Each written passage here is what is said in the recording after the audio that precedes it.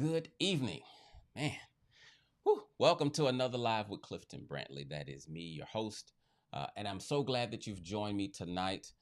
If you are on Facebook, I apologize for the technical difficulties. My system crashed, and so uh, YouTube viewers, you win because you get to see me, and everyone else will have to catch the replay. But I do need to do one thing, and I didn't want to keep you guys waiting. That's why I came on here before I did it. But what I want to do is I want to change the privacy for YouTube so more people can see it, because normally it's unlisted and people can't get to it. But since I'm not on Facebook, I need to fix that. So give me a quick second. Go to my channel. And this thing says I'm live on here, but I don't see me. But anyway, let me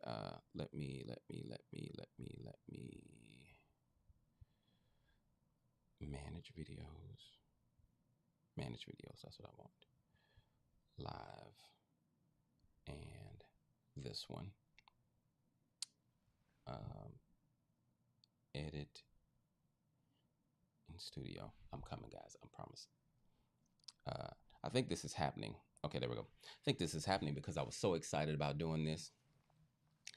And stuff always. Murphy's Law says anything that can go wrong will go wrong. And obviously that can go wrong because it did. So I got one more check from my wife to see what she says. I can see and hear you good. All right, let's go. All right. So y'all act like y'all just not seeing me. Welcome. So tonight I'm going to be talking about how to recognize when you've been loved. Yeah, how to recognize when you've been loved. Give you some preliminary stuff before we get started. Number one, if you're not a subscriber, I would love for you to subscribe to the channel and then hit the little bell so that you can get notifications when I post new stuff. And as always, man, if you like what I share, why don't you share it with someone that you know? Okay, get the word out, because the more people who can see this kind of content, the more lives I can help and the more marriages I could help change. That's my goal. I'm a little hot. So tonight in talking about love, so this is one of my favorite topics. And if you've been watching me for any amount of time, you probably already know that I've talked extensively about love. And the reason for that is because love is really, really crucial for us to understand. Because if you don't understand love, you can't get relationships right. Love is bigger than just a feeling, right? And that's what we're going to talk about tonight. I'm going to talk about how you can recognize your love. Now, let me tell you how this topic came about. This topic came up because I was in session with a client, and the client was talking about how her husband says, "I love you, but I'm not going to show it." And it's a lot of another list of things that she mentioned. But it got me to thinking, how do you know when you've been loved? Like, how do you, like, somebody can say they love you and you believe them, but how do you know? And another reason I wanted to talk about this, because sometimes what we think is love is not love, right? Sometimes what we think is love isn't love. And when you get love confused, you can set yourself up for injury. So that's what I want to talk about. Also, one more thing. I really want you guys to be interactive. Now, I know me saying that, I say it every time, and I get like 2-3 people asking questions, and it's cool. I'm going to keep saying it. I want you to be interactive. I love for you to ask questions. Now, tonight is the start of a new series. I know you guys have been missing me. I haven't been consistent in doing videos. Well, I'm back. And tonight is the start of a new series called Love Isn't Love. So I'm going to be talking about love for the next few weeks, doing a deep dive on love so that you can learn to do love and life better at another level, right? That's my goal. Now, when you think about love, you get, so you meet someone, you fall in love, you get married, and then you start doing marriage But at some point along the line, things start to change. And it's like, "Eh, what changed? Why don't I feel the same way with you?" Right? When the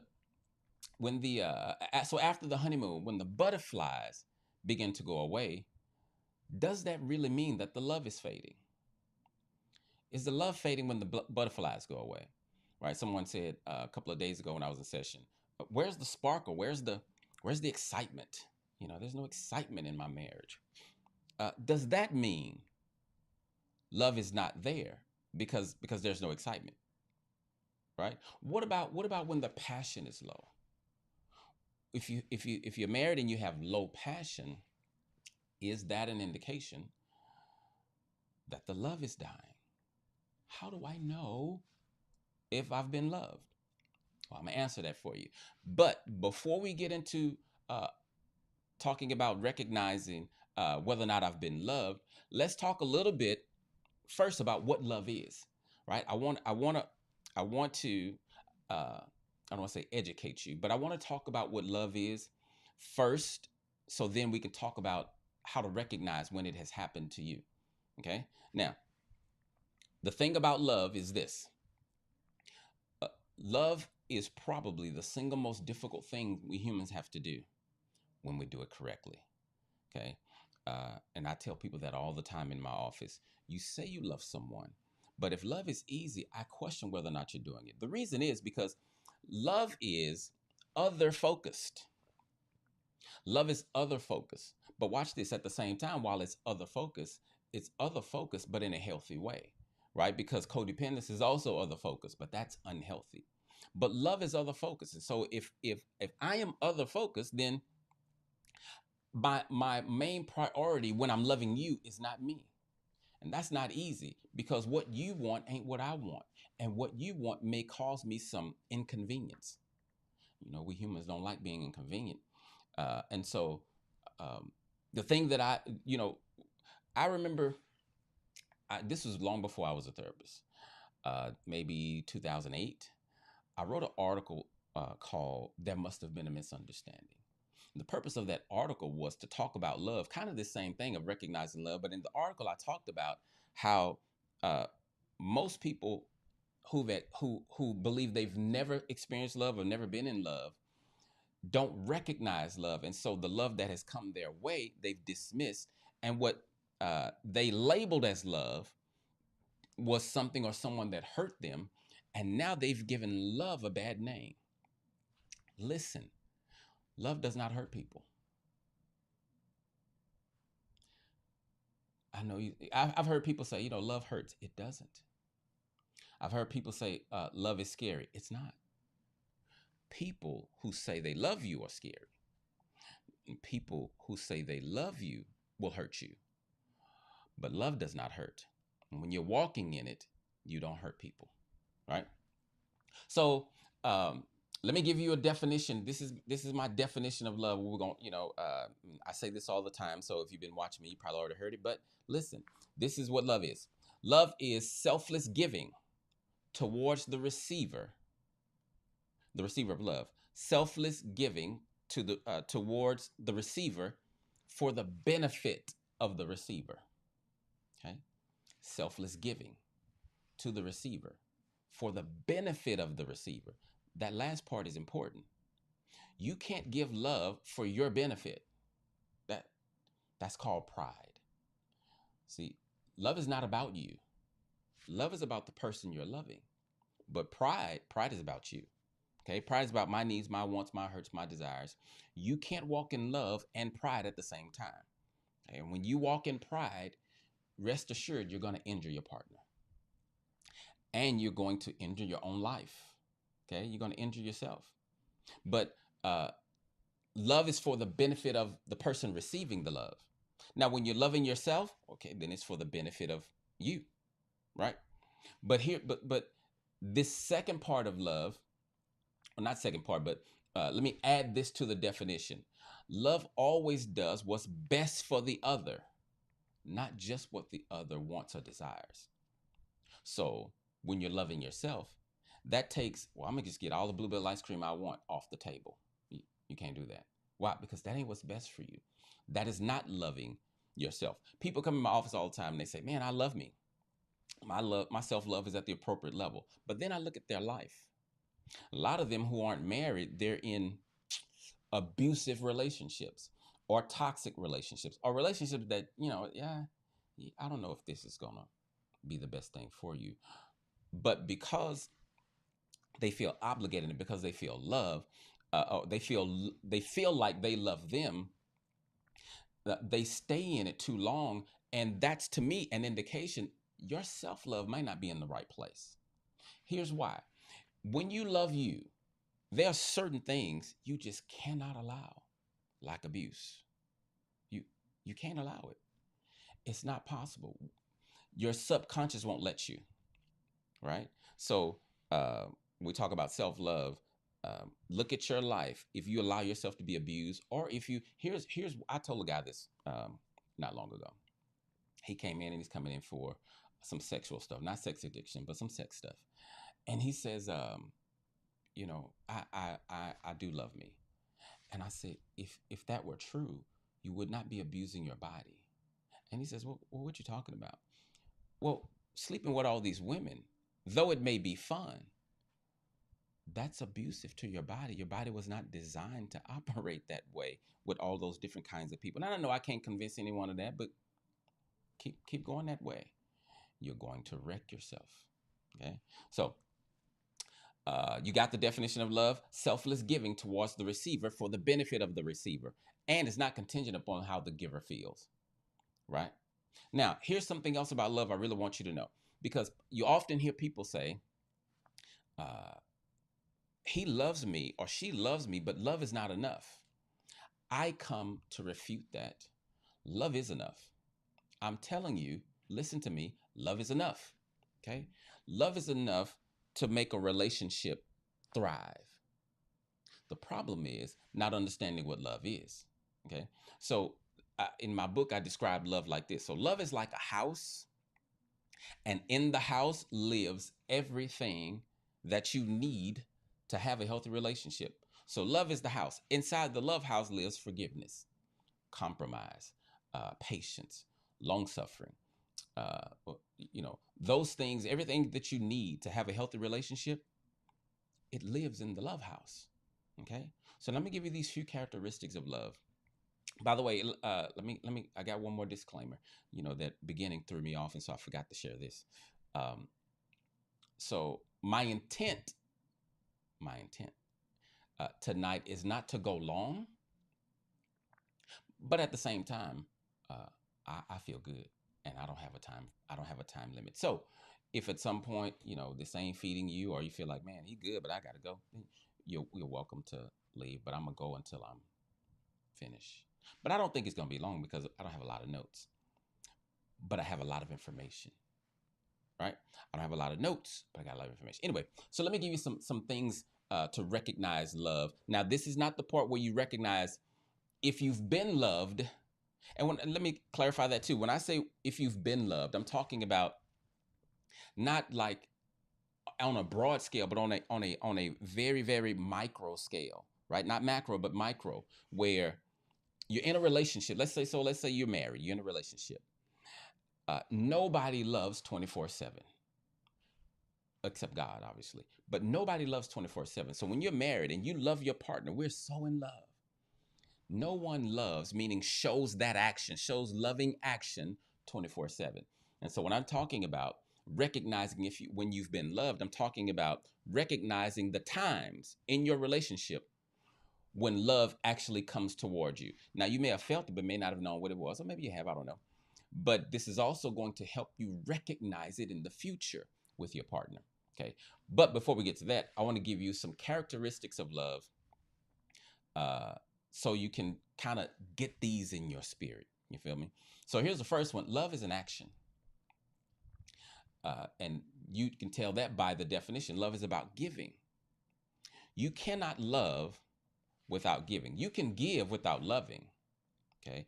Everything that you give is not love. You can give without loving, but you cannot love without giving. You cannot love and you don't give anything. Love is an action. one of my favorite groups from my childhood, Commission. They have a song called Love Isn't Love, which is what the series is named after. They say love isn't love. They said, what good would love do you if you keep it to yourself? Somebody needs to receive it from you, so give it to somebody else.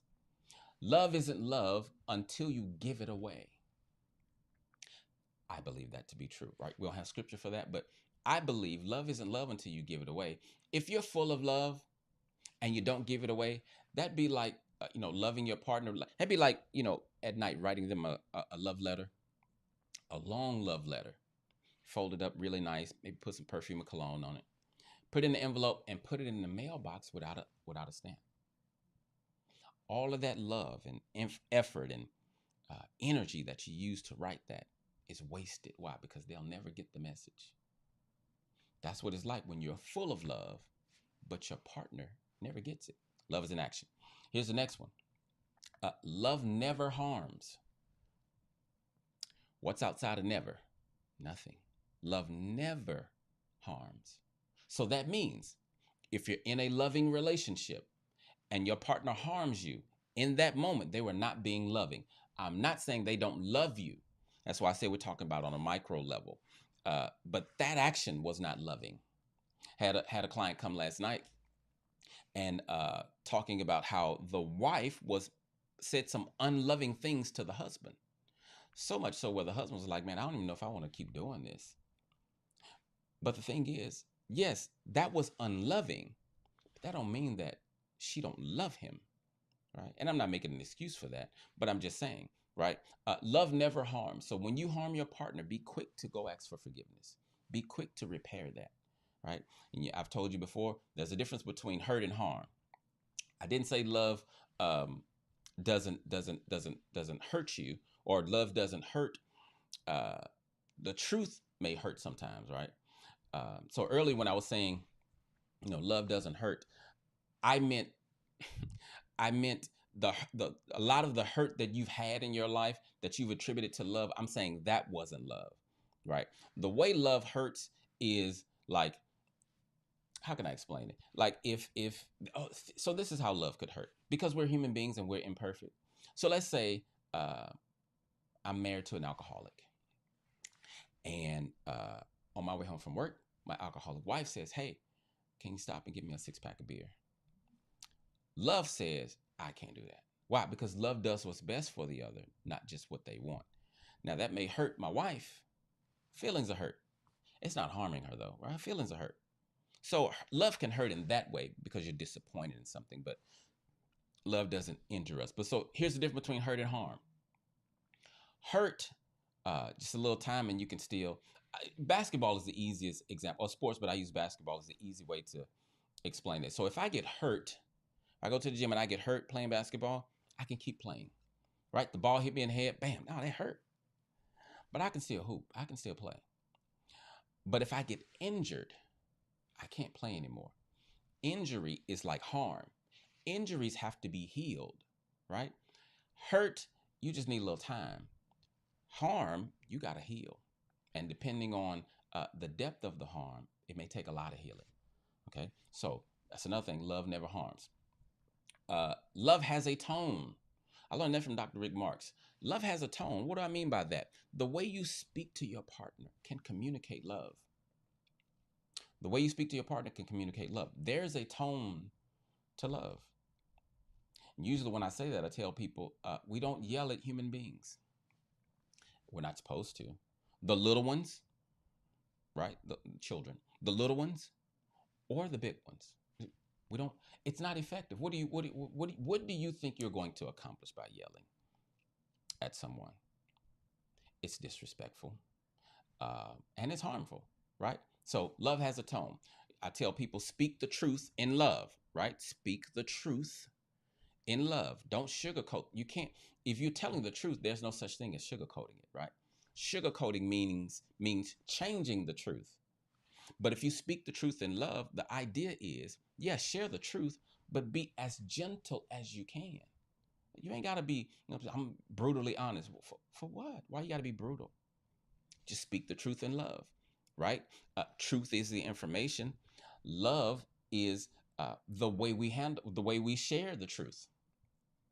Truth without love is like surgery without anesthesia, right? It may be needed, but it's unnecessarily painful. Speak the truth in love. Love has a tone. Here's another one. Love is respectful. I should have said, let me say, love is always respectful. When you're walking in love, you're respectful. When you're not walking in love, I mean, you can be a whole lot of stuff, but uh, if you want to make sure you're respectful, walk in love.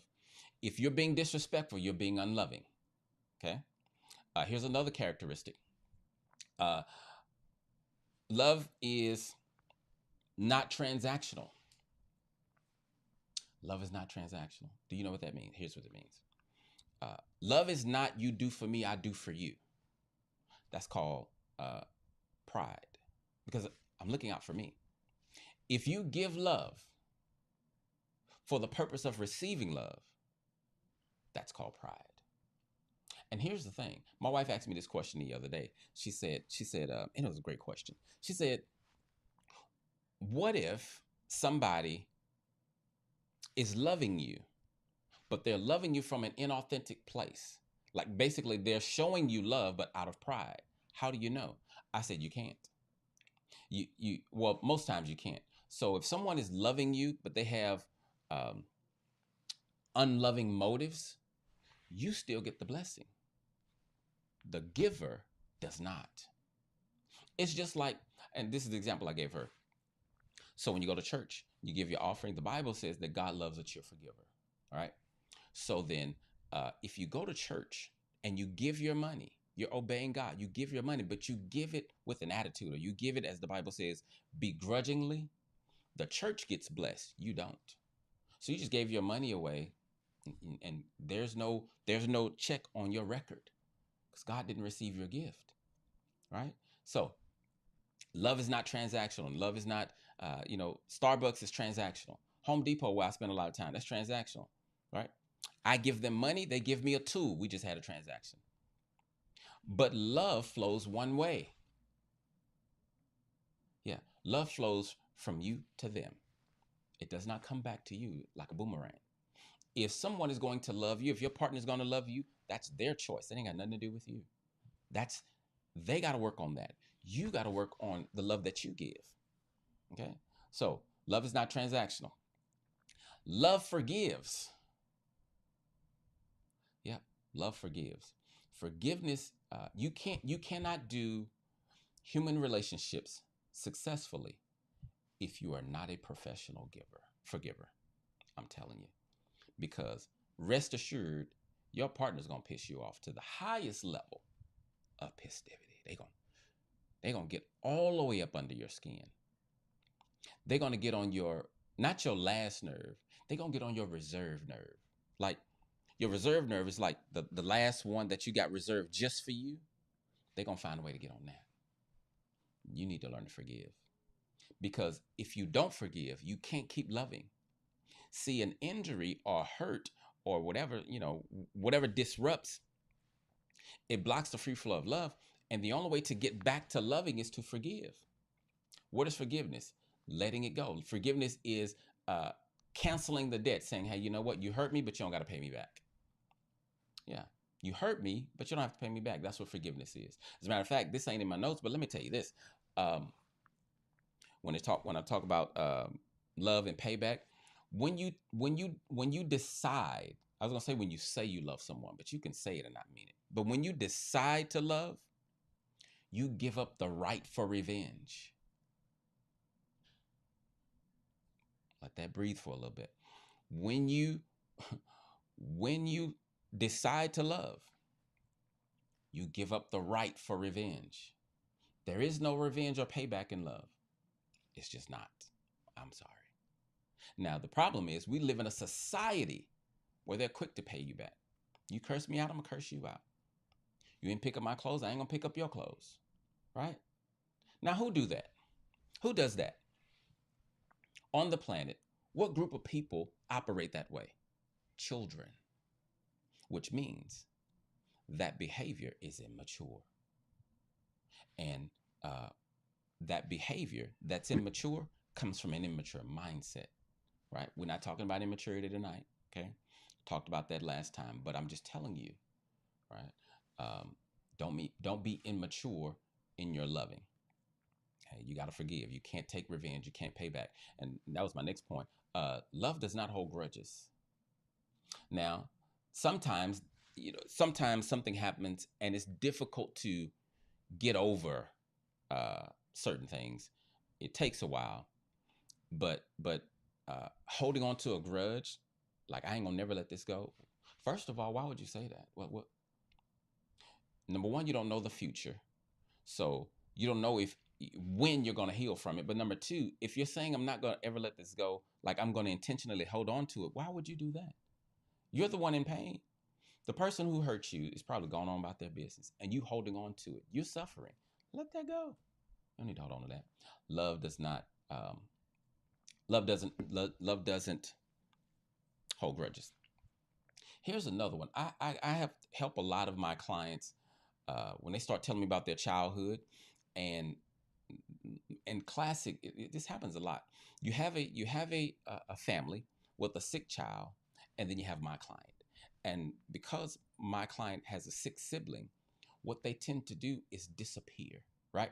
They try to be invisible. They try to stay out of the parent's way. They try to not be a burden to the parent. What I tell them is, when you did that when you were a kid, you were preventing your mom from loving you. You were preventing your dad from loving you. Why? Because love is a burden. Love is inconvenience and it is a burden. But all burdens aren't bad. Like children are a burden. A house is a burden, but I want one. You know what I'm saying? Like a car is a burden, but I want one. Buying clothes that are nice, it's a burden, but I want them. Right? So my point is, uh, don't pick up. Now this is for my single folk, I guess. Don't pick up the weight. I was gonna say the cross, but I know everybody ain't, church folk. Don't pick up the weight of love if you don't want to be burdened, and don't pick up the weight of love if you can't even handle your burdens. Love is a burden. Okay.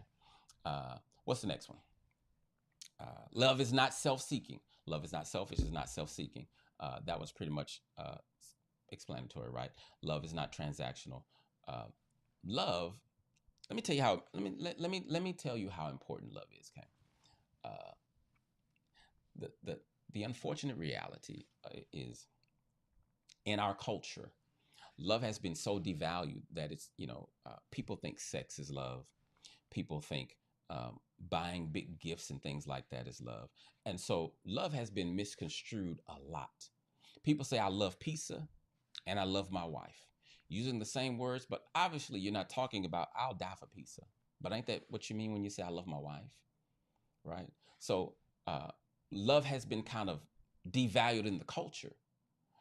But guys, I don't, the whole reason I'm doing this series is to um, raise your level of thinking about love and the importance of it. So here's how important love is. Uh, when Jesus came to the earth, he shows us how to love, folk or whatever. But when he gets ready to leave, so the night when he was betrayed, he's with his disciples.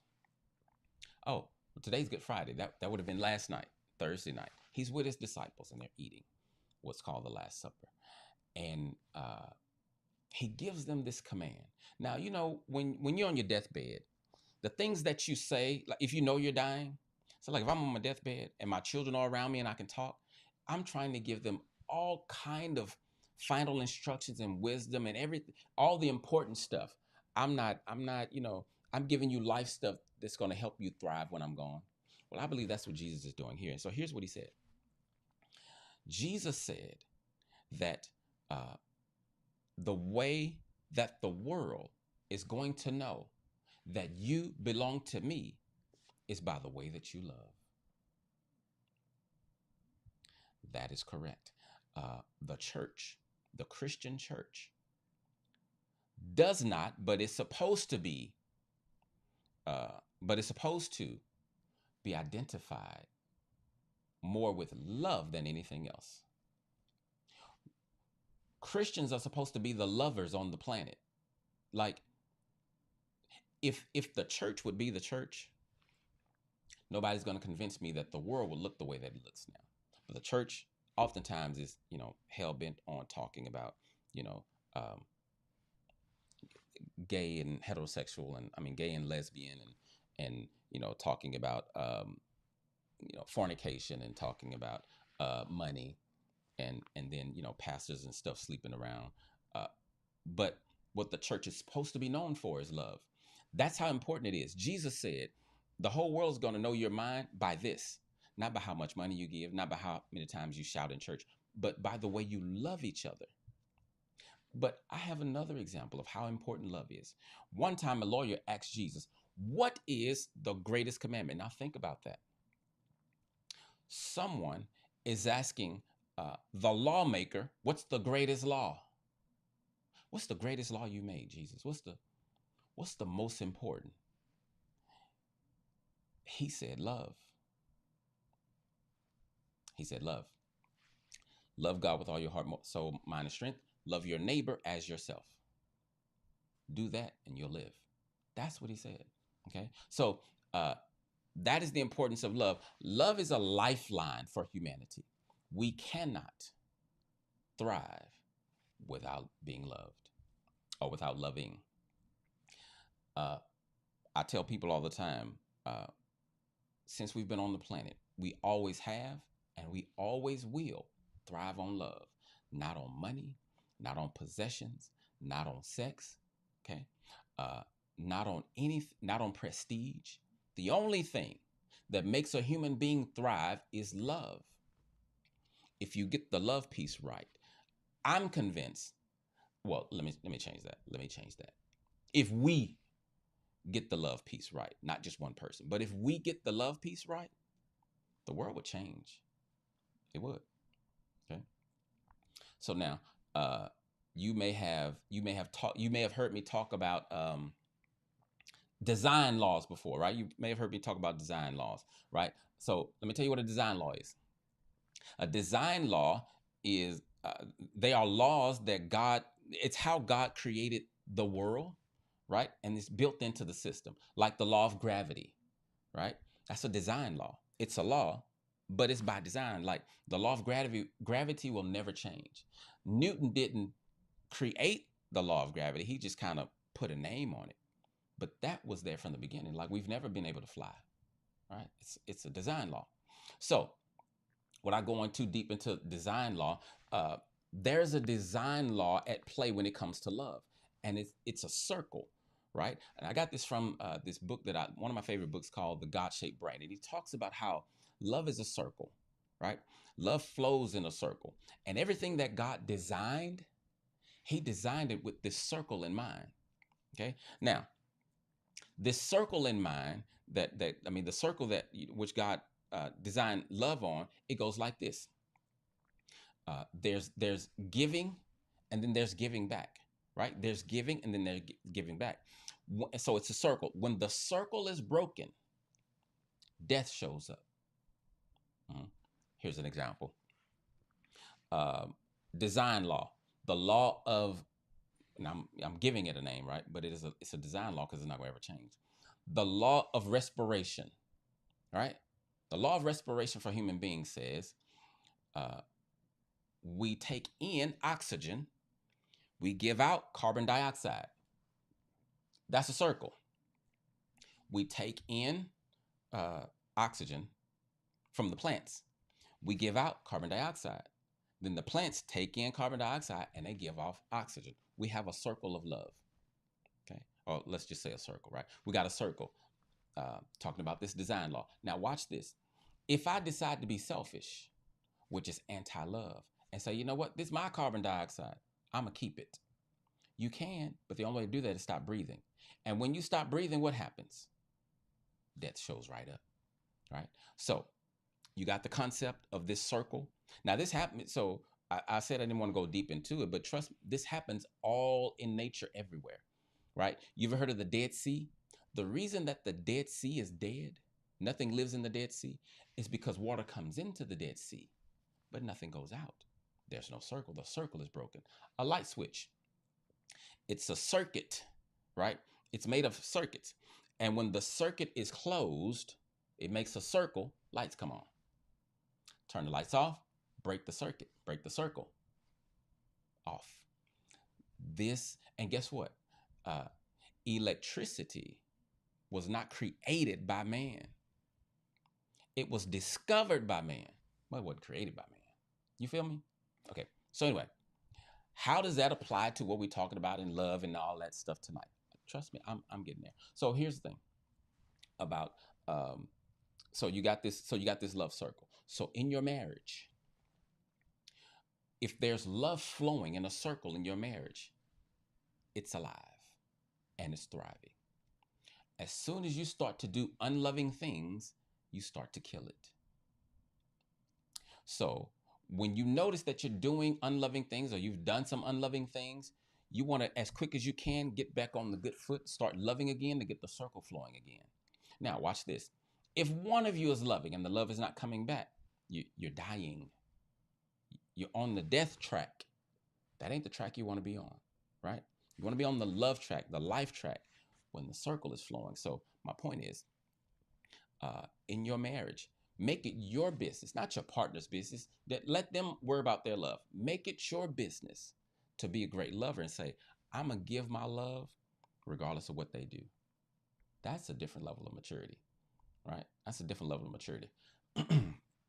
So when love is flowing in the circle, your relationship is thriving, it's alive. When it stops, it starts to die, right? Doing unloving things will kill your marriage, right?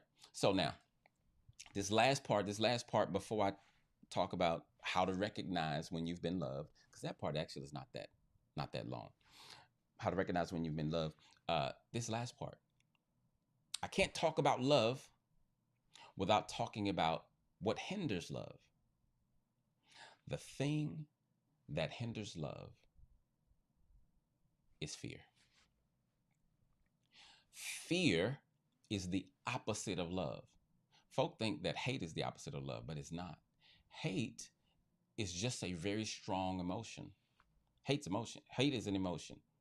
I dislike you as much as I can. That's hate. But love is not a feeling. Love is an action. So the opposite of love is fear. Now, the reason why love is the opposite of fear, because love, remember I said love is about the other person. Love is not about you. But fear, when you are afraid, where your eyes go? They turn right towards you.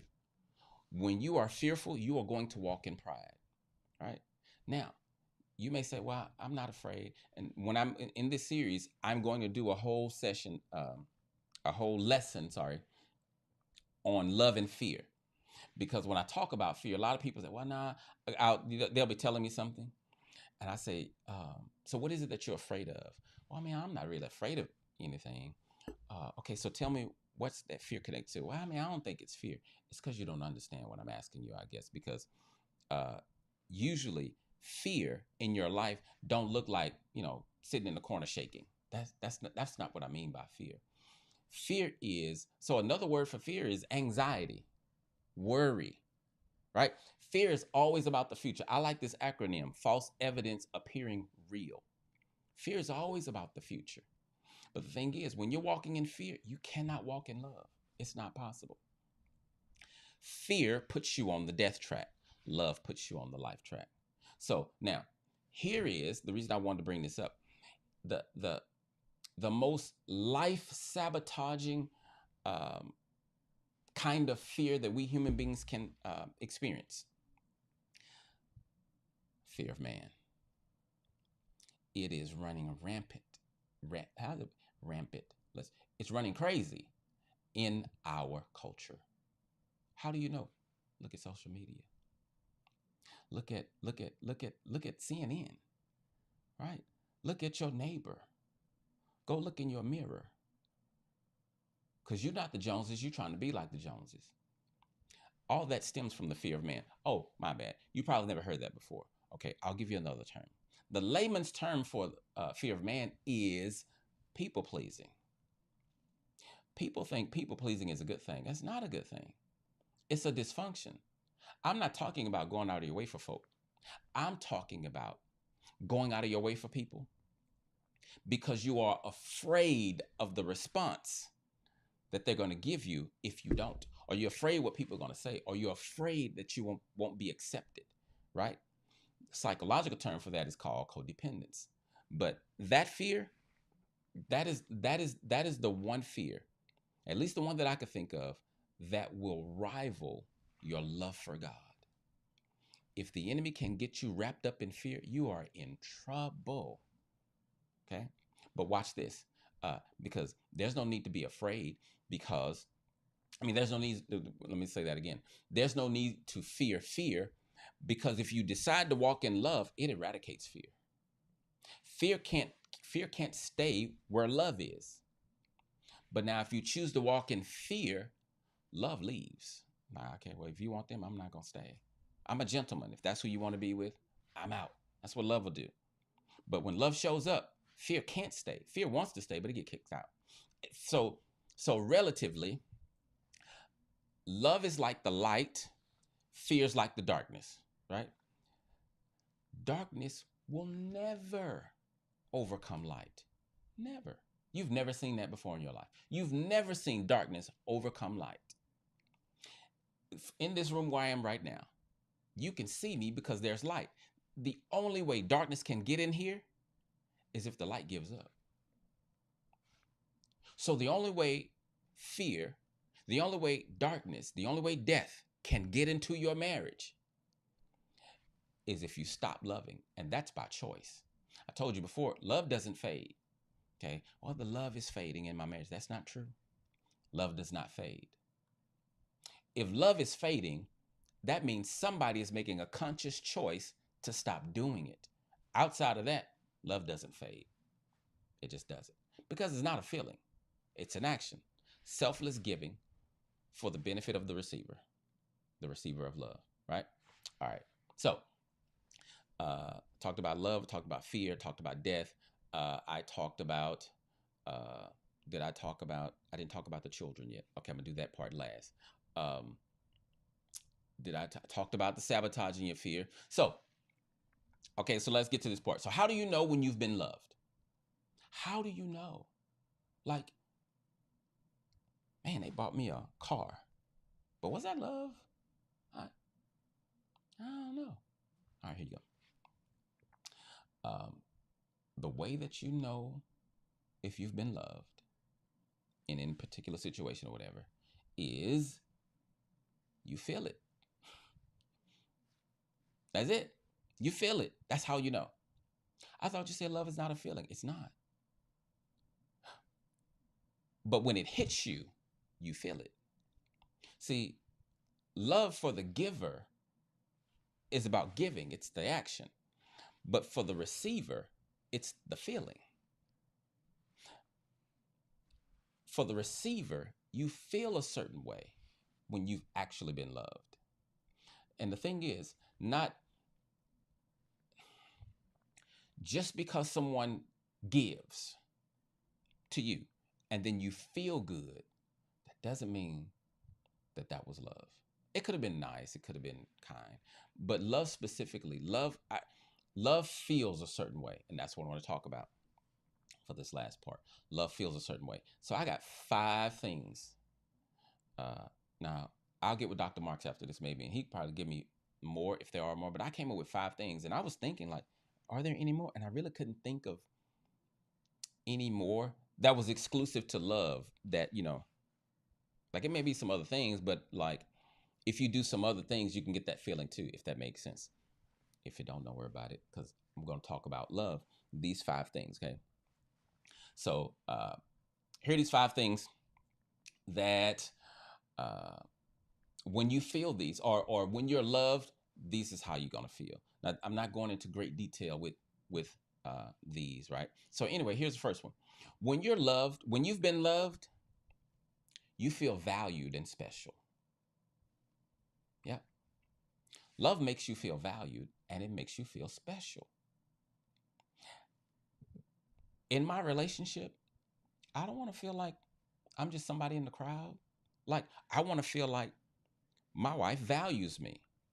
I want my wife to feel like I value her, because here's the thing, I do value her, but I want her to know it. So I do things to make her feel valued, right? I want her to feel my love. Like, again, like Commission said, what good is love if you don't give it away? You got to feel it, right? So, valued and special. Let me tell this quick story. It's not in my notes, but to give you an example. I was wondering when I was going to talk about this story. I'm talking about it now, right? So, last weekend, I made one of the biggest mistakes, right? I did. I wasn't a good husband, meaning I dropped the ball, right? I was a very, very imperfect human being, and I hurt my wife, right? Ain't none of your business what happened. We still together. We still thriving. So y'all knows it. No, I'm just kidding. I'm kidding. I'm kidding. Okay. Anyway, so I hurt my wife. Um, so Saturday, I talked to my wife, and she tells me how she feels, and I listen, and I validate. I'm like, man, yeah, I understand. Like, I would feel the same way. And I just kept apologizing. I'm really sorry, and when I say I felt terrible, I felt terrible, because it was all my fault. My wife goes handle some business, comes back. Now, uh, I'm prepared for my wife to have an attitude the rest of the weekend, and I was gonna let her have it because I messed up, and I wasn't. I was just gonna tuck my tail and take it. Right, man. My wife comes back home. She comes in the kitchen because we was having a party. I can tell you that much because that'll help you understand.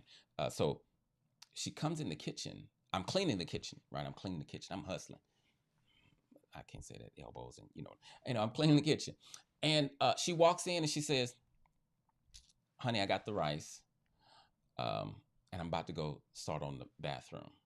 And she walked out, and I stood there frozen. So, something about my childhood. Uh, I showed up to adulthood with my emotions not working correctly, right? Now, I've done a lot of work and they're better, but a lot of times when I'm overwhelmed with emotions, my defense mechanism kicks in and I don't feel anything. Like all of my emotions just like shut down and I don't feel anything. I'm not a zombie, I'm still functioning, but I don't feel anything, right? So that's kind of where I was while I was cleaning. Now I'm thinking about everything and I'm talking to God and I'm, talking to my wife in my head, and I feel the emotions, but man, it's just I just feel it. So anyway, my wife did that. She said, "Hey, honey, got the rice, and then now I'm gonna do the bathroom." I pause, and then my eyeballs start leaking, and I'm like, "I'll be doggone." So I go in the bathroom and I tell her, I said, I need you to be angry at me. I need you to be mean because I can't make it through the weekend with you being kind." And I broke down crying. I was crying. Um, why am I sharing that story, especially with this first one? Because the feeling that I felt when she came home and was kind, when I know I deserved unkindness, and I don't promote unkindness, by the way, right? I promote what my wife did. Like, I did deserve unkindness, so I'm just telling you. So if you come to my office, my clients be looking for all kind of ways to get around. So you come to my office and say, well, they deserved unkindness, yeah, but that's them. You don't give it to them. That's not that's not happening anything. But anyway, so she gave me that, and it overwhelmed me. I was overwhelmed. She loved me in that moment. Here's the thing: when when when a human being experiences love, if it's at a certain level, it will overwhelm you without question. It will overwhelm you. And I was overwhelmed by uh, my wife giving me what I feel like I didn't deserve in that moment. And the thing is, I really hope this helped you. I'm not just sharing this to be sharing information. I hope this part helps you. That was growth for my wife to handle things that quickly, right? But from that point, up until now and still going. Doc, Doc, that's how I've been on cloud nine. As a matter of fact, I've probably been on cloud 10. I, that, like, fill me with love. I overflowed. And the thing when I say I hope this help you, because so my wife, she was hurt when we talked about it. All I did was listen. I did not defend myself. I just validated. Now I'm sharing that not as a brag, because sometimes, a lot of times, I was being defensive, right? I teach it, but I still struggle with it too. But in this moment, I didn't defend. I just validated and I listened.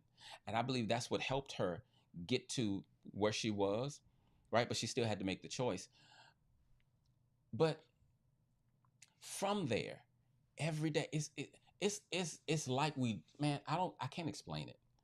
Uh, I feel like I'm like newlyweds again. Like I feel valued and special. Still from last Saturday, yeah, like all this week. So I don't know if any of I'm sure some of my clients are on here, but if you were with me yesterday, especially in the evening, you got about the best of me. And actually, probably everyone this week really got the best of me. But it's because I was so full of love from what my wife did. I felt it, right? I felt valued and I felt love. Now, in your marriage, throughout your relationship, there are I shouldn't say every now and then, at a consistent basis, from time to time, you need to feel valued and special. Love is going to make you feel that way. Here's the second one. I spent a little bit more time on that one because he was near and dear to me. Now, let me say this. All five of these, you don't feel all five of these all the time at the same time or whatever, and they're not in any kind of order, right? But you don't feel all of them at the same time, and whatever. You may feel two or three. You may just feel one. Like when that happened Saturday, I felt that one. Second thing you'll feel when you are loved, you feel alive, right? You feel alive and full, right? And if you've ever been loved, you know what I'm talking about. It's like, and I don't mean like skipping. Oh, I'm skipping. I'm in Mary Poppins. No, I don't mean that. But it's like I could have a bad day. I come home, I talk to my wife, and we can talk about. We don't have to talk about anything deep, but our interaction makes me feel seen. I feel warm, like, oh, like she sees me, right? I'm sorry, I'm on. It feels alive and full. So you already know what the next one is, but I'm still on alive and full. You feel alive. It's like you feel like when I feel alive, when love has hit me, I almost feel like I can conquer the world in real life. So when you're loved, number one, you feel valued and special. Number two, you feel alive and full. Number three, you feel seen. All human beings, don't ever forget this. This is not just children. All human beings want to be seen. All of us. And when you are loved, not when you're in a loving relationship, nobody's going to feel seen 24/7. Remember, love don't work that way, at least not for us humans, because we are flawed. But what I'm saying is, when love hits you, so going through a situation, let's say y'all having a conflict, or your wife. I can't think of an example, but I'm to be honest with you, I'm still stuck on the first one, because maybe I shouldn't have talked about my stuff, because now my mind has reverted back to my wife, and I'm still thinking about that. Was love is the lifeline of human beings. Okay, so you want to feel seen. Love makes you feel seen. Here's number 4. I'm chopping this up. Number 4, you feel connected, right? We human beings, we're created for connection. Now, I often say we're raised for disconnection, but we're created for connection. When love hits you, you feel connected, right? You never feel alone when you're connected with love. I mean, you never feel alone when you're loved. When love is around, if love is thriving, if love is circling in your relationship, and you still feel alone, that's an indication that there's something deeper going on inside of you, your individual self, and it probably is some unresolved childhood stuff. Okay. So you feel connected. Then the last thing, I actually just came up with this one as I was finishing up my notes. I was like, oh, yeah, definitely. When you've been loved, you feel secure. Love can make you feel secure in your relationship, in your life, in who you are, right? God's love helped me feel secure in who I am, right? So those are the five ways you can tell when you've been loved. If you fail any of these after someone does something loving, then you know, oh yeah, that was loving. And also this helps you know what you're looking for, what you're trying to create in your partner as far as feelings, right? When you're loving them, what need are you trying to address? You want them to feel that. Right? You want them to feel that. Now, I got that's what I had to say about the recognizing how to feel love. I got two more parts that I want to share. This next part about love. So I was online today, on Rick Mark's page, and he posted this thing that it said something about some professionals had got some children together and asking them what love is. And man, their answers were amazing. I'm not going to do all of them. I'm going to do all the children, but I picked out a few that I want to show you. Hold on, let me pull it up for you. I picked out a few that I want to. Matter of fact, let me pull this over here. Yeah, so I can see it. Yeah. So here's the first one. It's from Lil Billy. When someone loves you, the way they say your name is different. You just know your name is safe in their mouth. Like, I like that. Billy's 4. Billy say, I'm all about security. When someone loves you and they say your name, you know, they say your name differently. I like that, right? I like that. Let me see, what's the next one? Let's see. Who is this? This is Carrie. It says, love is when a girl puts on perfume and a boy puts on shaving cologne and they go out and smell each other. That's live to me. Let's see, what's the next one? What's the next one? Let's see. If you want to, if what is that? Oh, I misspelled that. If you want to learn to love better, you should start with a friend you hate. That's deep. We need to let that one breathe for a minute, huh? That's deep, right? If you want to be a better lover, you should start with a friend that you hate. Now, here's the thing about that one.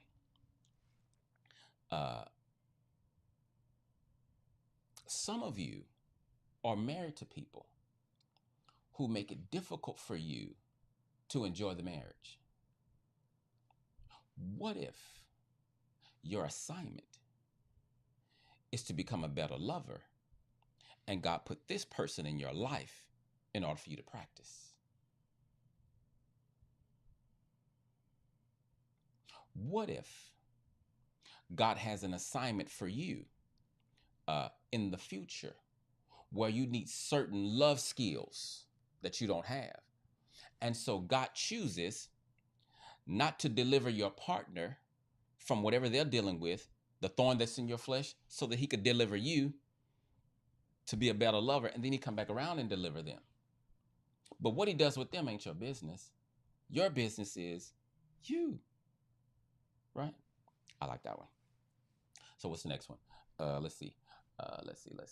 Which one was that? Let's see. Love is when you tell a guy you like his shirt and he wears it every day. I like that. Uh, that's definitely me and my wife. That's let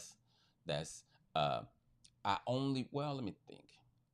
For the most part, I change a little bit, but for the most part, I wear whatever my wife likes. As long as it ain't crazy. Oh, that turns you on? Oh, okay. And I'll keep wearing it. Babe, you got some more clothes, wear something else. Oh, my bad. So you said you like this, so I'm. But I like that one from Lil Noel. Let's see, what's the next one? Love is what makes you smile when you're tired. When you come home from work, uh, and you've had a long day and you got an attitude, this baby says, love makes you smile when you're tired. So what I want you to do is practice loving like a 4-year-old. The Bible says, unless you become like little children, you won't even see the kingdom. I wonder if this is what he was talking about, right? Uh, yeah. Smile when you're tired. Smile when they're getting on your nerves. Might be you might help them feel seen, right? Let's see. What's the next one? Um, love is when mommy sees daddy on the toilet and doesn't think it's gross. You know what that's about? That's about accepting you and your flaws, accepting the fact that you're a human being. I don't expect your boo boo not to stink. I don't expect you never to pick your nose. I don't expect you to not hurt me. I don't expect you to not, you know what I'm saying? Like, but when you act like a human being, a regular human being, I'm gonna love you anyway. That's what this says, little Mark. I think that's what Mark is communicating, right? You don't judge me because I'm just like you. Yeah, just like you. I like that one. Let's see. Um, when you this I like this one. I like this one. I know my wife likes this too. Uh, when you really shouldn't say, I mean, you really shouldn't say I love you unless you mean it. But if you mean it, you should say it a lot because people forget. Husbands, I'm gonna leave this up here for the husbands for a second. Husbands, don't say it if you don't mean it. But if you mean it, say it a lot because your wife often forgets. She may not forget really, but as you're going through life and the monotony of life and stuff just happening, you just kind of start to drift apart. You got to be intentional about your love, right? So make her feel it. Make it your business to make your wife feel your love. Let's see what's the next one. I like this one. This is the last one. Cindy, this one I put this one last because this one speaks to. Actually, no, this is not the last one. There's one more. This one speaks to being seen. I believe it also speaks to security, right? She says, during my piano recital, I was on stage and I was scared. I looked at all the people watching me and I saw my daddy waving and smiling. He was the only one doing that. I wasn't scared anymore. Love makes you feel secure, right? Yeah. Now this other one, I didn't make a thing for it because it was too long, but I'm gonna read it for you. Uh, here we go. This one is let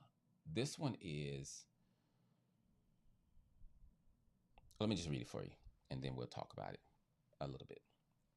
So a 4-year-old child whose next door neighbor was an elderly gentleman a 4-year-old child whose next door neighbor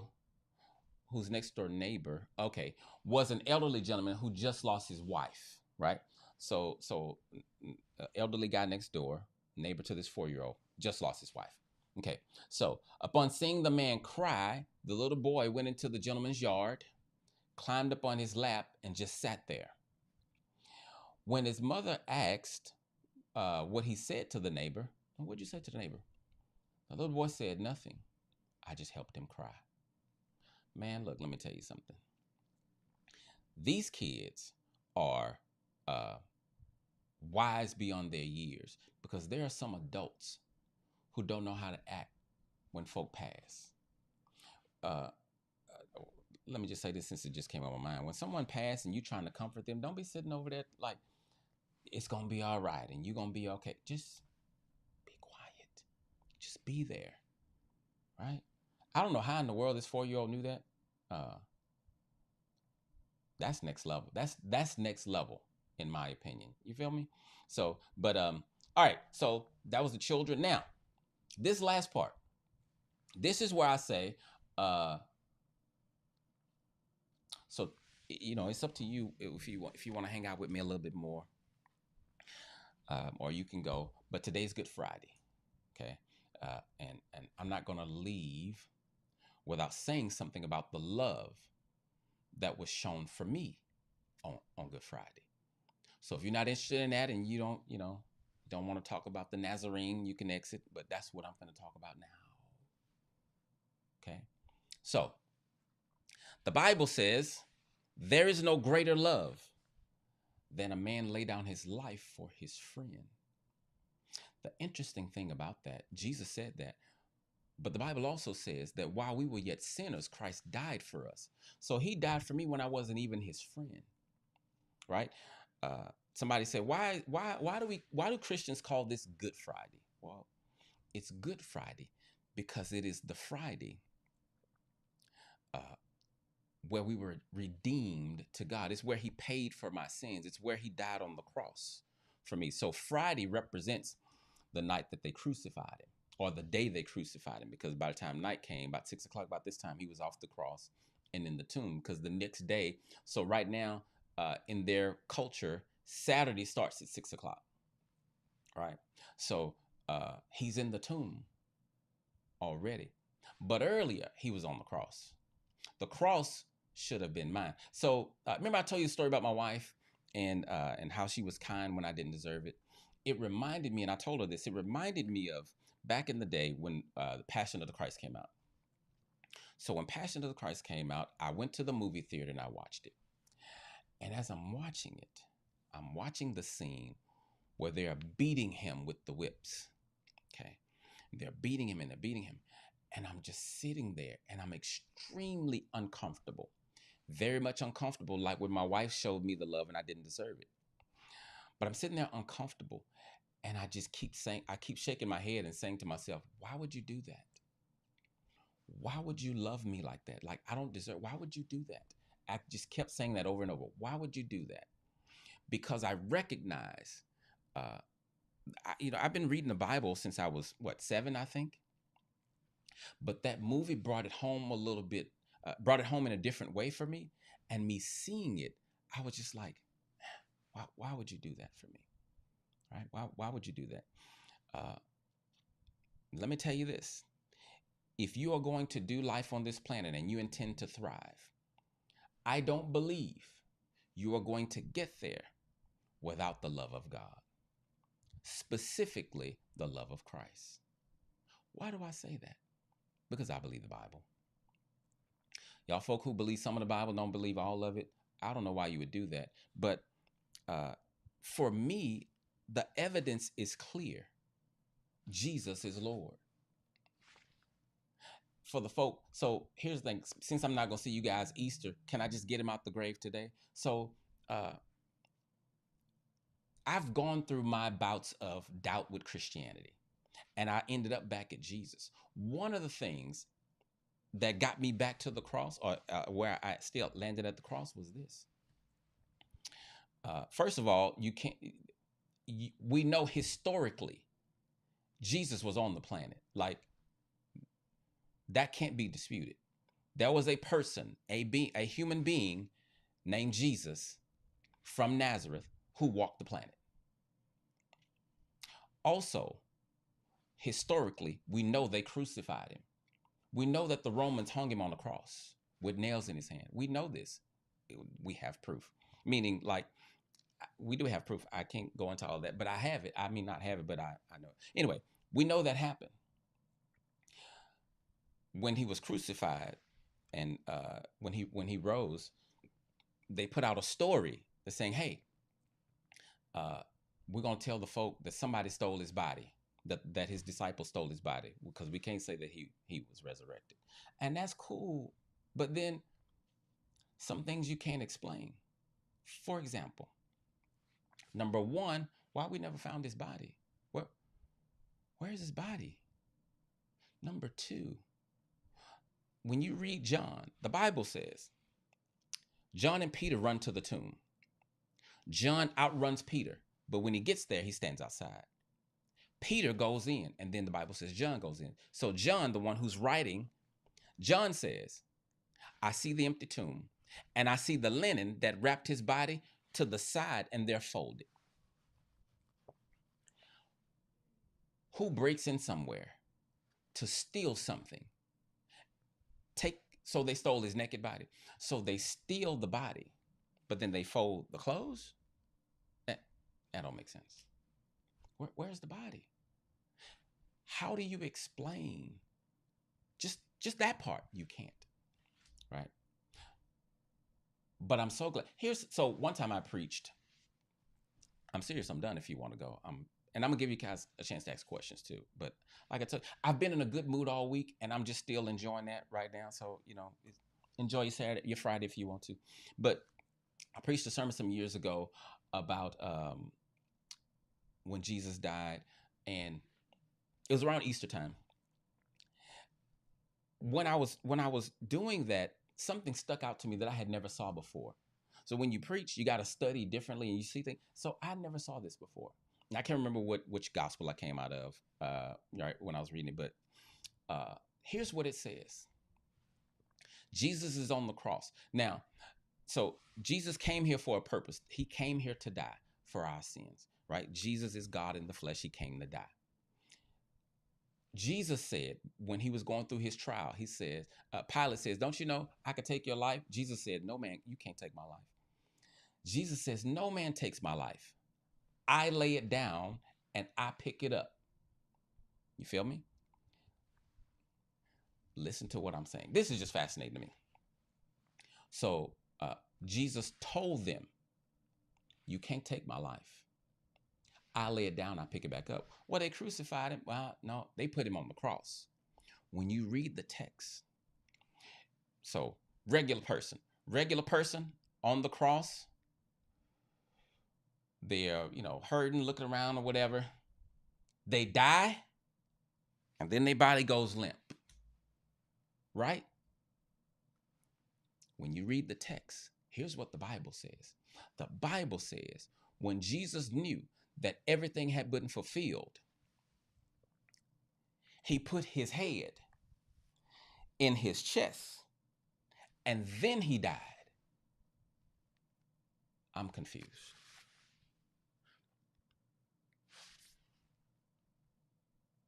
So you're on the cross. It's time to die. Oh, it's 6:00. I got to go. And then are you saying, Jesus, that you got control over death where you can just come and go like that as you please? You must have all power. Man, look, let me tell you something. Good Friday, Easter Sunday, I love this time of year because I'm reminded of the sacrifice that he made and why I do what I do, right? I couldn't have paid for my own sins. You know the difference between Christianity and all other religions? I know it's going to make some folk mad, but it's my life. The difference is Jesus is the only one that says he's God. Elijah Muhammad don't say he's God. He said, I'm a prophet. I think. Let me not try to speak on other people's religion because honestly, I'm not educated well in it. But I know nobody else, no one else claims to be God. Nobody else claimed to be God. But Jesus did. And I tell folk, Christianity is not really a religion because religion is about man's rituals and workings to get to God. But that ain't the tenets of Christianity. You can't get to God. He came to you. That's what Jesus did. Anyway, I just wanted to say something about, like I ain't had nothing prepared, but I just want to say something about the cross, right? Because the songwriter says it was at the cross where I first saw the light and the burdens of my heart were rolled away. It was there by faith I received my sight, and now I'm happy all the day. And I'm done. All right, what kind of questions you guys got? Y'all got something for me? Or did I run y'all off? It's cool if it is, okay. But we're gonna make it do what it do. All right, any questions? Y'all got any questions? I haven't come up with the next topic yet for love, but I know we're gonna talk about love and fear. We're gonna talk about loving a woman, loving a man. Oh, one thing I really want you guys to do is send me questions. Like seriously, in this series, you got to have a ton of questions about love. I want you to send those to me so that, just got to download. If you want your marriage to survive and thrive, if I were you, I would put it in God's hand. Marriage is God's idea. Okay. There's only so much that you can do. So I thank you. I need to add this. I need to add this. So before we had last weekend where I messed up and my wife showed the grace, for like a week and a half before that, I had already changed my mindset from talking to my wife about things I don't like to talking to God. And in hindsight, I can see how when I started doing that, I'm telling you, I'm not exaggerating, stuff started changing. And so last weekend is probably, I'm saying it is a result of the prayer of giving it to God. Because why? There's some things in your partner you can't change, you can't get to. All you can do is address you, give them to God, you work on you. Okay, now I'm back. What was I saying at the end? Like y'all can tell me. Somebody can text me. I don't know in the comments, because I just had to give you that download, right? Trying to do marriage without God is foolish. I know folk do it, but you're not that wise, guys. You're not that wise to try to do marriage, be intimately connected to another flawed being, and not lose your mind.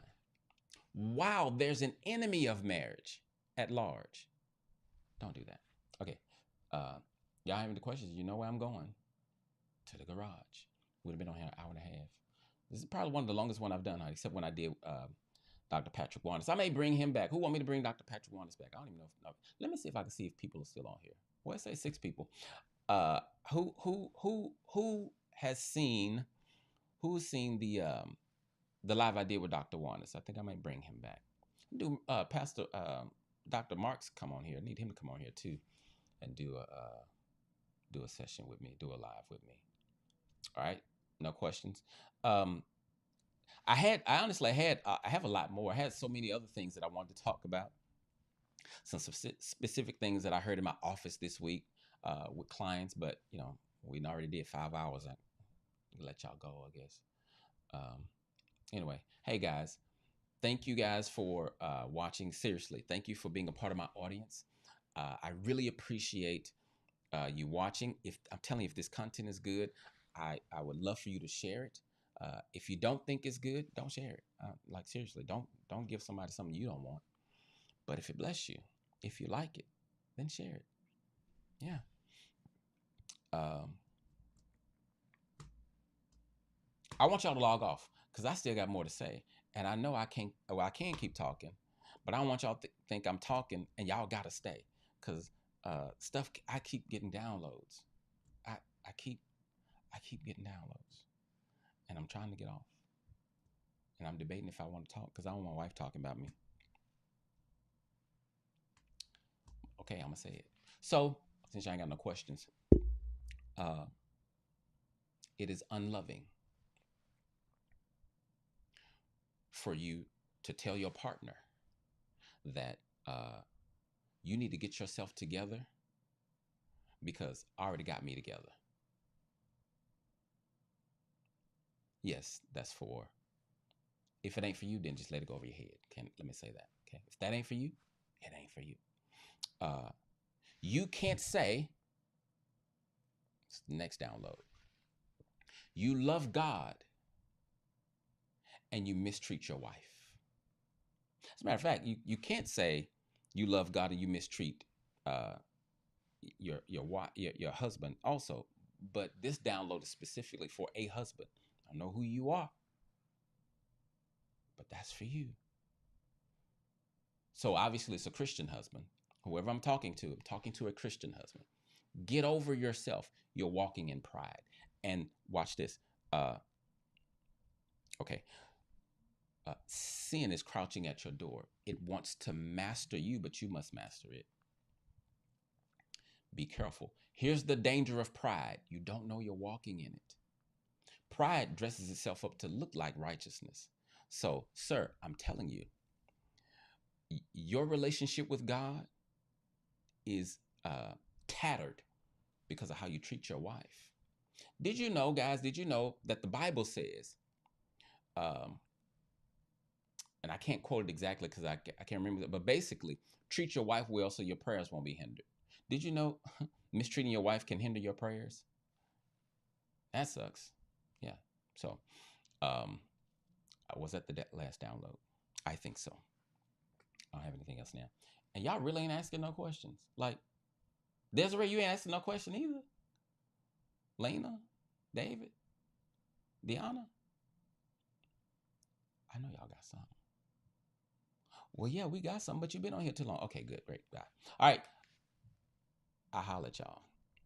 Y'all be blessed. My wife said I need to be more professional.